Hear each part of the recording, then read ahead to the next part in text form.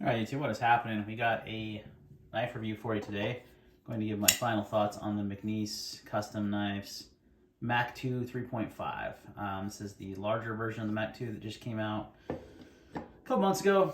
And here we are at the end of 2021. Wow, what year are we in? 2021. We're at the end of it. I did a knife of the year video before I got this knife. And I got to tell you right now, this one is the knife of the year. If you want to stop watching now, you can. Just joking. Don't do that. But I had originally given it to the Leon Montfilio ADC, which technically, again, didn't come out in 2021. It came out at the end of 2020, but I bought it in 2021. And I still stand behind it. That is a fantastic, like one of my favorite EDC knives ever. I'll stand by that for sure. The other one that was up for running was the Quiet Carry Drift. So I'll get out right now. And this is still a fantastic knife. Bannock steel, rust proof, all that good stuff. So, when the Mac 2 3.5s came out, it took me a little bit longer to get mine. I mentioned this in my unboxing because of the delay with the vendor and overselling it. And then McNees actually sent one out to them for me, which was awesome. And they 2-day aired it to me, which was even awesomer, just to make it for their mistake. So, pretty cool. So I've been using this knife a lot, like carrying it every day since I got it. Just sharpened it today. Needed a little bit of touch up on the tip. It was a little blunt, so I just did the whole knife. And man, I gotta tell you guys, this thing is phenomenal. Like, I've been using the heck out of it. I've got some good usage footage I'll roll in here in a minute. But it is fantastic. This is the perfect size for me anyway. I wear a medium glove. And it's just perfect. Perfect size.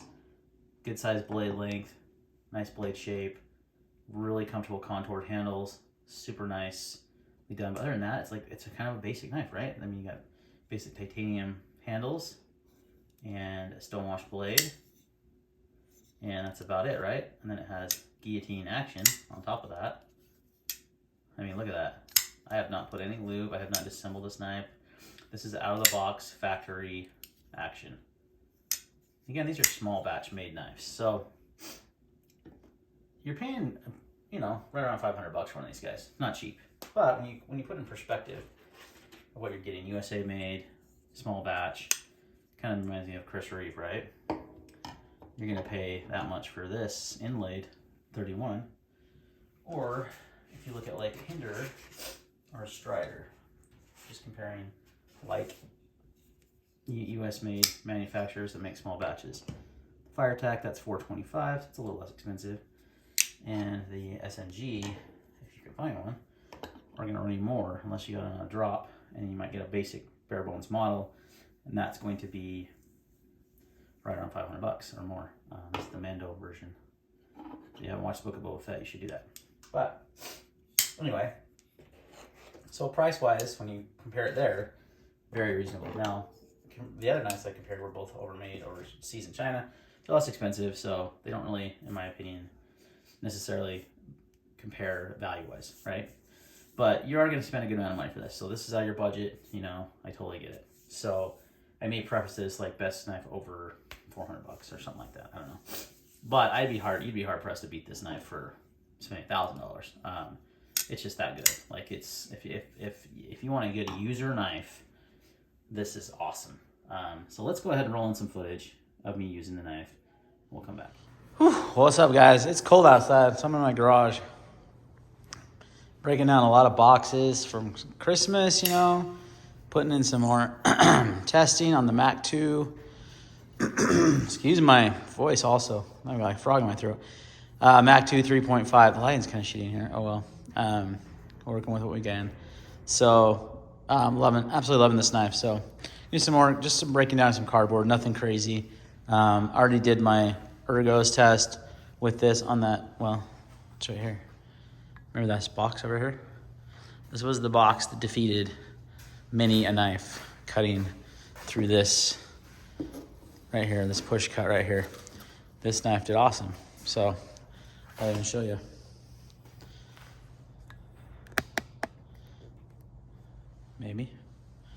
Maybe I'll show you. I can figure this shit out. Hope you all had a Merry Christmas and a Happy New Year coming up. Let me know what knives you got for Christmas in the comments down below.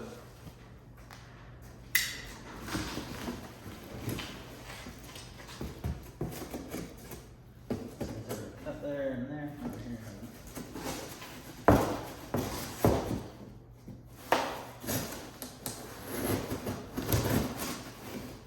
Yeah, like butter. Goes through it. There's no hot spots. I mean, it's obviously not really, like I said many times, not a cut you would necessarily do, but I do like it because it does test ergos. In this grip, when you're really pushing down on a knife, is when you'll feel the handle. If it's got bad ergonomics, you're gonna feel it. I've tested it on many knives, and it's been kind of a deal breaker on some knives because of it. So, but we're not worried about that. We're gonna eventually cut that up for trash, recycle. We're just out here testing a few different knives too, besides the Mac. I'm pretty much sold on this guy. It's amazing. So,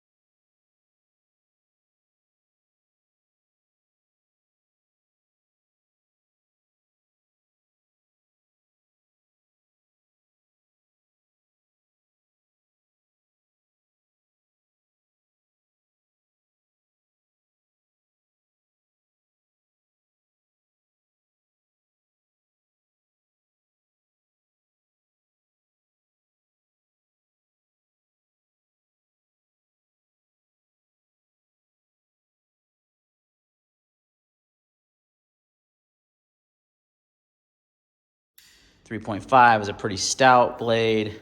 But what I like about this knife so much is that it's not very big too. Like, it's probably similar size, maybe a titch larger. It's a little bit larger than the Sage 5 lightweight, right?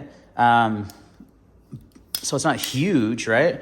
But it's one of those knives that's a do-all knife. Like, if you really need to hard use this knife, you can. If you want to just light use it, you can. You know what I mean? It's not like a hugely heavy,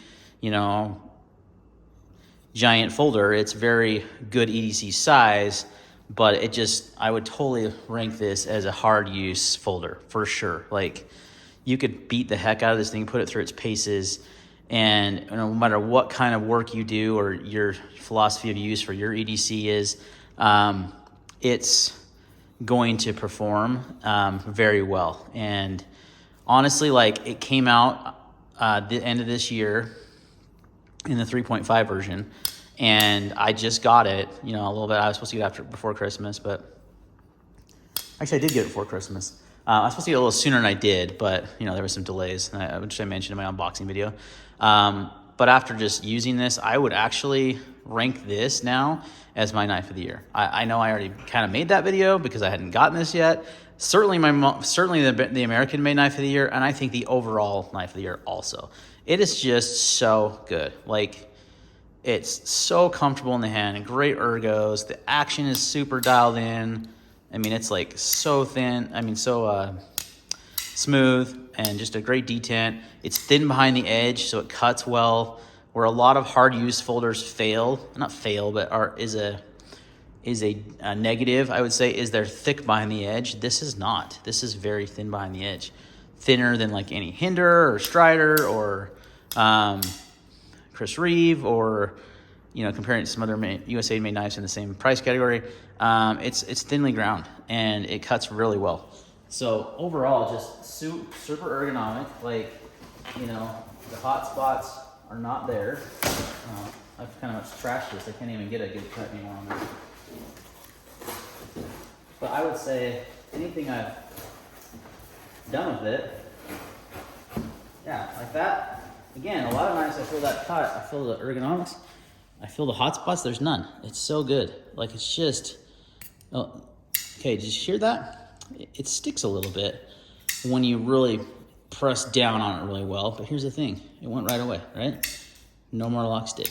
It does not have a lock bar interface that I can see. I'm 99% sure it doesn't. And if he does, he hit it so incredibly well. But just fantastic. You should buy one. They're awesome. All right, so it passed the box test, which is a recent, you know, thing I've come across recently for ergonomic testing, and it was one of the few knives that did. It's super ergonomic in this grip. Pushing down really hard, you just feel no hot spots. There's just none there. It's just amazing. It's like butter in your hand. It's kind of weird converse. That's a weird comparison. Who puts butter in their hand? Anyway, it's just very soft and I don't know how else to explain it. It's just so comfortable to use. So comfortable. It's thin behind the edge. I just sharpened it so it'll be a little thicker than it was from the factory.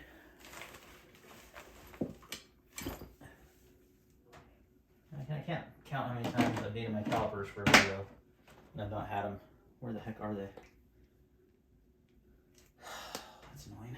I want to say it was around 15 thousandths behind the edge from the factory. Seriously, where the heck are they? I'm not sure. Oh, right here, hidden under a hank. So let's see what they are now. Here it is now. After one sharpening.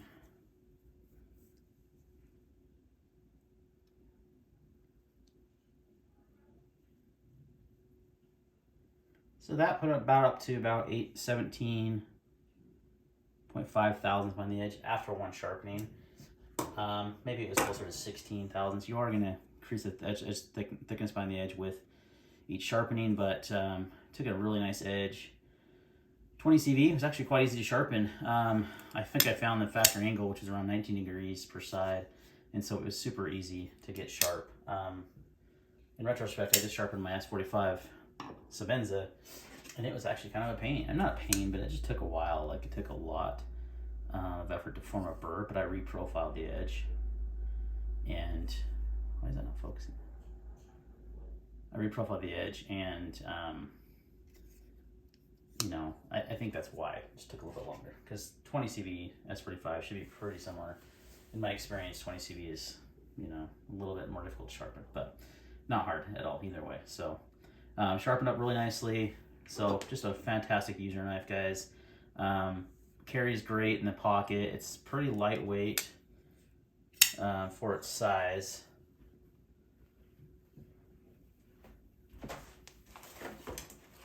I just don't have any of my stuff around, like my scale. Like, what is going on here? Scale's missing, caliper's missing. Not ready to do a review, but doing one anyway. Sounds about right. That's pretty much how I roll these days. I don't know, look up the specs online. I'll put them in the description. It's not heavy though, by any shape of the imagination. I would say it's pretty equal in weight, maybe a little bit heavier than the Yamaha Fielded EDC. It's because this has a G10 side. So I'd probably around 4 ounces, is my guess. Now, so weird that I don't have my scale handy either. Kind of strange what's going on here. So either way, lightweight, good size, great ergonomics, fantastic action, thin behind the edge. What else? The thumb setups work great. You can easily middle finger flick it if that's your thing, or if you want to just rock it that way, or you can slow roll it as well once you break that detent. Speaking of detents, it's perfect. I couldn't ask for a better detent on this knife. I mean, honestly, like, this knife really has one thing I really liked about it too is the recessed screws. So the pivot's flat in line with the screw. I love that. And then these pocket screws back here are, for the standoffs, are completely recessed, like pretty deep. So you just don't snag on anything. It's just very smooth and in and out of the pocket. So easy. I know he did make a change to the pocket clip. It's just a pretty basic clip. It works great though. Like I have no complaints. It's not gonna deep carry. You're gonna have, you know, that much of the knife sticking up, but not a big deal to me. Yeah, just everything about this design is so well done. It's so basic, but like so well executed. And I just, yeah, for 100% changed my opinion. This is the knife of the year for 2021. If you had a chance to get one, they're still dropping. Dealers are getting regularly. He just does small batches out to dealers, and I know he does sometimes sells them on his site as well. But just keep an eye out for dealers; they'll get them. There are lots of different variations, color-wise. You had different anodization options, and they had some, you know, like milling and stuff they did on the handles. This basic plain version though is so nice that I wouldn't really need another one, unless they come out with a Beskar one of this. Then I might do that, because why wouldn't I? But yeah, guys, I definitely am changing my tune. This is definitely knife of the year 2020, 2021, 2021, guys. What year are we in? So happy New Year! Hope you guys have a great New Year. Stay safe tonight, and we will see you on the next video.